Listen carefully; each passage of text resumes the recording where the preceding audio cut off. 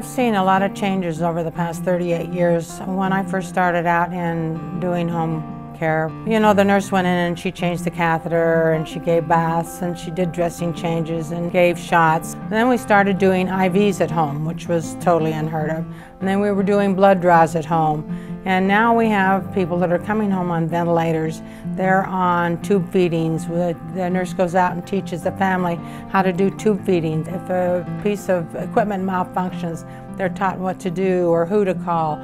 When I say that some of these homes are almost like mini ICUs, they are. This was unheard of 30 years ago.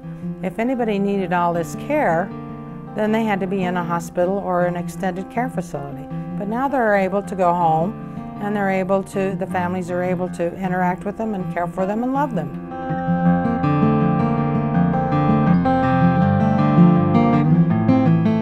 So our Foundation for Home Care and Hospice is new this year. The first task that we're taking on is to try to help provide for pediatric care.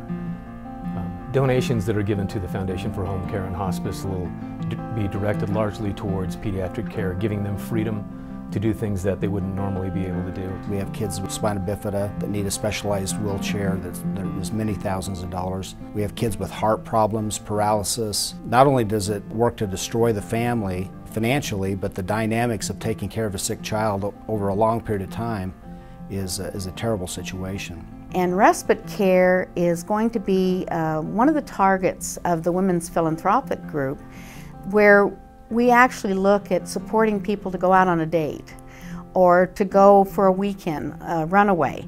You cannot even imagine the emotional drain it is on these families. Apart from the fact that we can care for somebody at home, depending on their age, between 20 and 30 times more cheaply than they can be cared for in an acute care setting, the dollars that are donated for home care go directly to patient care. They might buy a piece of equipment that a patient needs, a respirator, a wheelchair, suction equipment, but those dollars go straight to that patient care. There's some wonderful stories about the successes of our children, and that makes my heart sing. It makes me feel like this is a worthy cause. We're here today to have an evaluation done of our son Chad to see if he's able to use a power wheelchair. I met Chad, it's been probably 6 or 7 years ago. He had difficulty sitting in his wheelchair. He just can't sit in his chair comfortably. And we found a seating system that would work for him. And he's actually since then been known as our experimental kid because he's very strong and he's very intelligent. And so if we want to see if something's going to work out in the field, we'll send it up to Chad and let them try it out. And that's what Sherry and Wendy and Annette do, is they try and figure out what they can do to make Chad comfortable, to give him some independence. But we did ultimately get him seated well in a manual wheelchair, and he's done so well that we're ready to try power and see if we can give him some independence. The nice thing is to see for him to have an opportunity to say, I can do my thing. I get to exercise some independence here. That's a great experience. He doesn't get to do anything by himself, and to be able to be in a chair and go whichever direction, how many times he wants to go. It doesn't get any better than that. Look at you go! I was pregnant with Brianna, and at about 20 weeks, they do the usual ultrasound, and they said, hey, we think, you know, there's something wrong here, that things don't look right. So they let us know at 20 weeks that she had spina bifida. They said, you know, you're 20 weeks along, you have this child that probably won't live a very good life, probably will be brain damaged based on the severity that we see already. She came along and we could tell from the get-go that she was just a little fighter.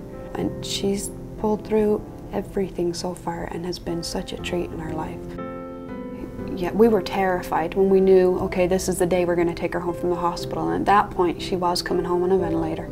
And Intermountain Homecare sent a respiratory therapist to the hospital, and he came home with us, rode home in the ambulance with us. He came to the house, and he stayed there until he knew we were comfortable and we were okay. And to be honest, I don't think we could do any of what we've been able to do as a family without the people at Intermountain Homecare. We met up with Sherry in the wheelchair shop, and she said, oh, there's no doubt this kid can do this. We got it, and she was off ready for preschool by the time she was 3, and what a difference it makes in the life of a child like Brianna and our family. We can be a family that does things like everybody else, and Brianna can be a kid. Well, Justin was a healthy, normal toddler until the age of 2. And first thing we noticed that he was making these sporadic movements. And I took him into the pediatrician's office, and they sent Justin home saying that he had a post-varicella cerebralitis, which is post-chickenpox virus. His heart rate dropped, so they sent him up to Primary Children's and admitted him into the intensive care unit. And then he was intubated the next day on a ventilator. So he was completely paralyzed in 1 week. Well, when he was 5 years old, the doctor at that time said he never did have Guillain-Barré, so his diagnosis is unknown right now. Justin came home when he was 5 years old with Intermountain Homecare being our home care agency. Absolutely wonderful. We've been offered to put Justin in a facility before, and there's no way I would ever do that. And it's because of our nurses that we can have as normal of a life as possible and function as a family together.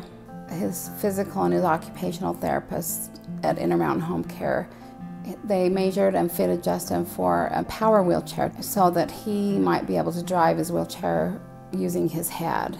We've progressed since then into another chair that he has that controls his environment. With his wheelchair, he can turn his lights off and on, loves to get on his laptop and use his head array to communicate with us, and he does artwork with his head. If we didn't have Intermountain Homecare, I would be lost. I personally want to thank the people that have donated money to Intermountain Homecare, because Justin means a lot to me. And to other people. They deserve a chance to live, a chance to be out in the community, and a chance to touch other people's lives. Thank you for the kindness. I know that a lot of people, you know, they write a check and it's, oh, I hope this will help some kid somewhere. But what a difference it makes in the life of a child like Brianna and our family. Brianna can play with her brother and sister and whatever they want to do.